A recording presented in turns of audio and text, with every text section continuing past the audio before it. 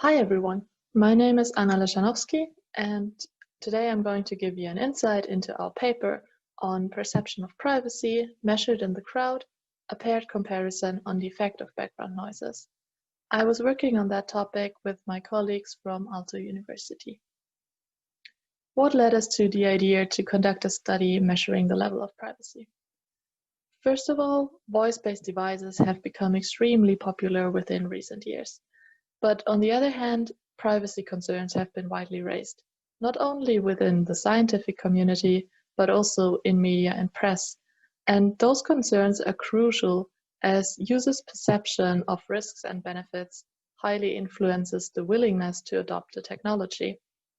So when we think about a level of privacy or a perception of privacy, we can directly learn from human-to-human interaction. Humans modify their way of talking depending on their surrounding, and they do that intuitively. So, for example, I might adjust my level of talking depending on whether I'm meeting a friend in a more private space or in a public coffee shop, and depending on the content we're talking about. So if devices were able to quantify the level of privacy with respect to environmental noise, they could also adjust their level of sharing information in a similar way as humans do. And this then could also lead to an increased trust between users and technology. So to quantify the level of privacy, we conducted a listening test, a crowdsourced listening test, and therefore we used 50 sentences from the TIMID database and 3 noise scenarios from the QUT database to create our noisy mixture signals.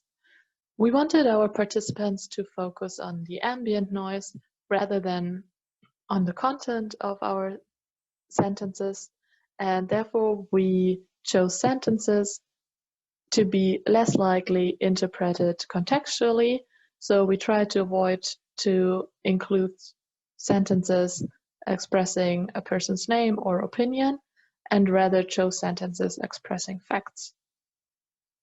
Our 3 noise files were chosen in a way to be clearly distinguishable and also close to real-life scenarios. Therefore, we chose the coffee house noise, the living room noise, or home scenario as we call it, and the street noise. Because the QUT database files are usually pretty long, we randomly sampled 50 shorter files from the coffee and street noise, but then extracted 50 files from the living room noise manually, so that they contain similar acoustic features. As loudness can influence a participant's decision, we applied normalization on the individual speech and noise files before creating the noisy stimuli by simply adding speech and noise files together. We measured the level of privacy using a forced choice paired comparison test without reference signal. Tests were performed using an extension of the browser-based listening test framework WebMushra, and we had all our 3 questions investigating the perception of privacy displayed on the same page. We then recruited 100 participants from the crowdsourcing platform Prolific.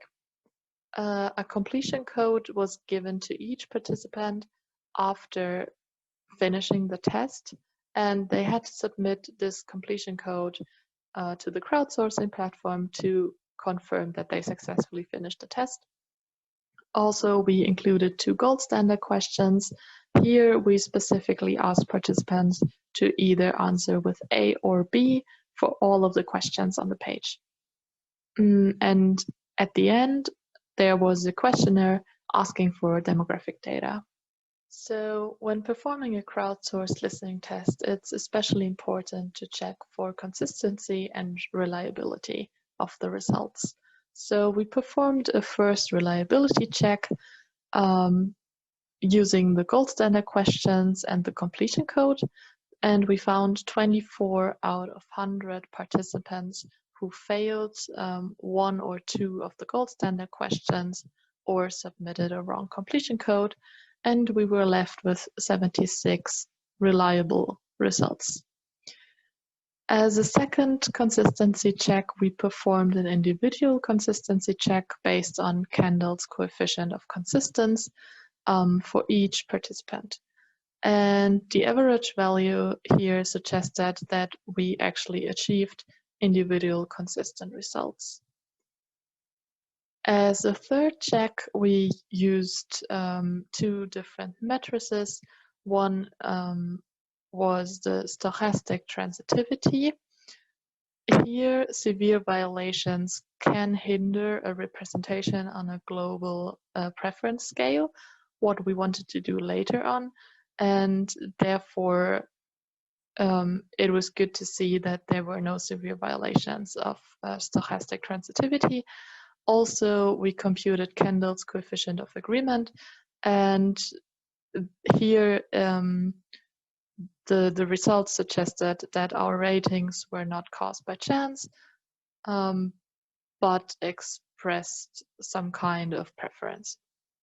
So in the end, we were left with 76 participants who were capable of making judgments, and their preferences were not assigned randomly. All right, let's move on to our results section.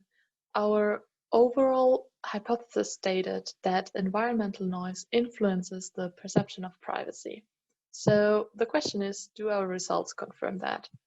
First of all, we looked at the preference scores for each question individually, and here you can see the results for our first question, where we asked participants how likely they are to share a secret in an acoustic environment. We performed a chi-square test with Bonferroni correction for multiple testing on those results and found a significant effect when comparing coffee versus home scenario. We also did that with the second and third question. In the second question, we asked participants how likely they are to share a secret with louder voice in an environment.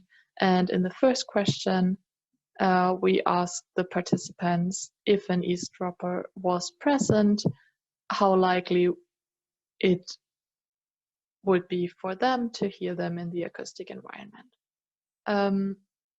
We expected the results to be somewhat inversely correlated, and the chi-square test showed significant results or a significant effect always when comparing a noisy signal versus to the original signal.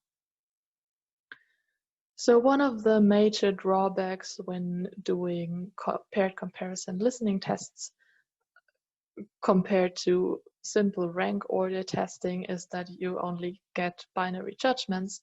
Still, we would like to construct a subjective scale and model decision strategies, and we can do that while computing ratio scale measures of our stimuli.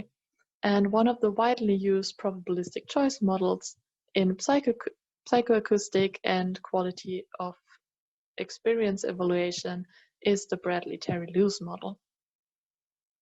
But then there's also a problem with the Bradley-Terry-Luce model, and this is because it requires independence of irrelevant alternatives. What does it mean? It implies that when choosing a home versus coffee, for example, from a set home and coffee, it has to be equal to the decision you make when having three stimuli present. So it can't be affected by an alternative. This is not likely to be the case in our scenarios. So you can easily see that, for example, assuming that coffee is always preferred over home, so the left ratio will go to 0, but then assuming that home and original are always rated indifferently, one can see that the right ratio might not get close to 0. Therefore, we chose a less restrictive model, the elimination by aspects model that was first introduced by Tversky. And according to the EBA model, a participant prefers one stimuli over the other stimuli because of one aspect that is present in the first stimuli and that is not present in the other stimuli. So imagine the coffee versus the home stimuli, and they share some certain aspects. Then all of those aspects that are shared will be disregarded for the decision making, and one has to find an aspect that is not shared between those two.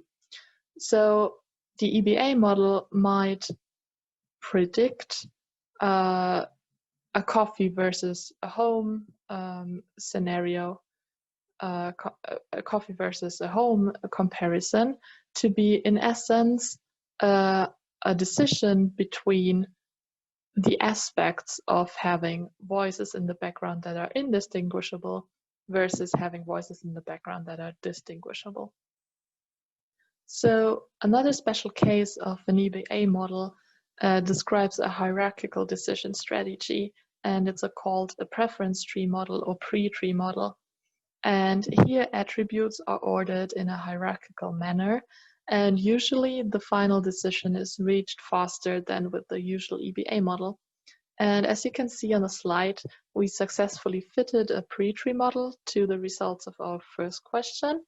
And as we can see that the coffee and home scenarios are grouped together, it is very likely that having background speech present in a noisy scenario is vital for decision making.